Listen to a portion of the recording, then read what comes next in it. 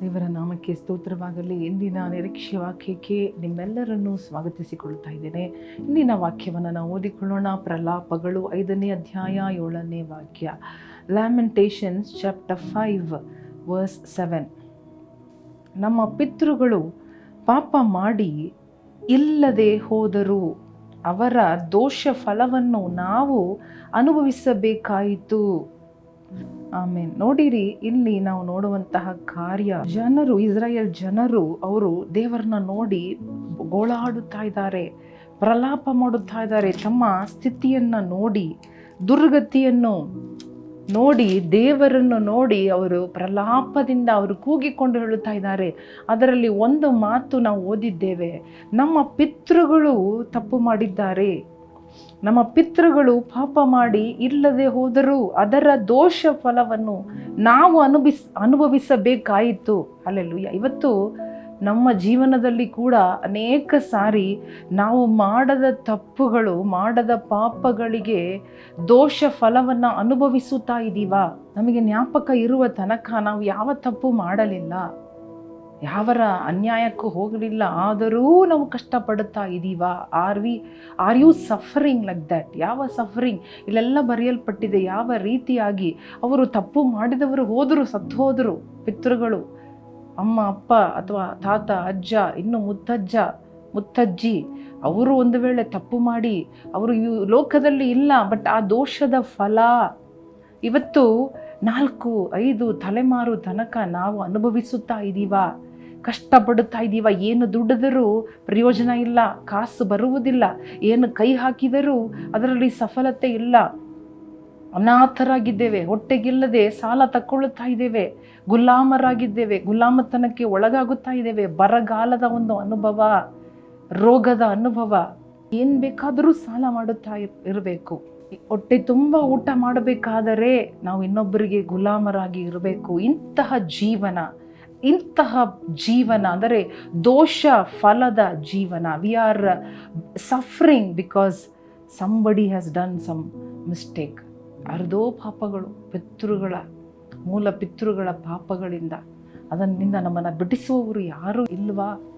ಹೇಗೆ ಇದು, ಯಾಕೆ ಇದು ಎಂಬುದಾಗಿ ಗೋಳಾಡುತ್ತಾ ಇರುವ ನಮ್ಮ ಜೀವನ ಕೂಡ ದೇವರು ಬಿಡುಗಡೆ ಮಾಡುವುದಕ್ಕೆ ಯೇಸು ಸ್ವಾಮಿ ಆ ಕಲ್ವಾರಿ ಶಿಲುಬೆಯಲ್ಲಿ, ಹಲ್ಲೆಲೂಯಾ, ನಮ್ಮ ದೋಷ ಫಲವನ್ನು, ಹಲ್ಲೆಲೂಯಾ, ನಮ್ಮ ಮೇಲೆ ಬಿದ್ದ ದೋಷ ಫಲವನ್ನು, ಯಾರೋ ಮಾಡಿದ ಪಾಪ ದೋಷದ ಫಲ ನಮ್ಮ ಮೇಲೆ, ನಮ್ಮ ತಲೆ ಮೇಲೆ ಬಿದ್ದಿದೆ.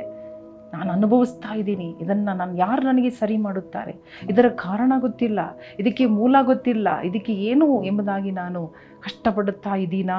ನನಗಾಗಿ, ನನ್ನನ್ನು ಬಿಡಿಸುವುದಕ್ಕಾಗಿಯೇ, ನನ್ನನ್ನು ವಿಮೋಚಿಸುವುದಕ್ಕಾಗಿಯೇ ಯೇಸು ಸ್ವಾಮಿ ಕಲ್ವಾರಿ ಶಿಲುಬೆಯಲ್ಲಿ ಪ್ರಾಣ ಕೊಟ್ಟರು, ರಕ್ತ ಚೆಲ್ಲಿದರು, ಜೀವ ಕೊಟ್ಟರು. ಹಲ್ಲೆಲೂಯಾ. ಈ ದೋಷದ ಫಲ, ನಾನು ತಪ್ಪು ಮಾಡಿಲ್ಲ, ಆದರೆ ಯಾರದೋ ಫಲವನ್ನು ನಾನು ತಿನ್ನುತ್ತಾ ಇದ್ದೇನೆ. ನನಗೆ ಅದು ಕಷ್ಟವಾಗ್ತಾ ಇದೆ, ನನ್ನ ತಲೆಮಾರು ಕಷ್ಟಕ್ಕೆ ಒಳಗಾಗಿದೆ. ಇಡೀ ಅಧ್ಯಾಯವನ್ನು ಓದಿ ನೋಡ್ರಿ.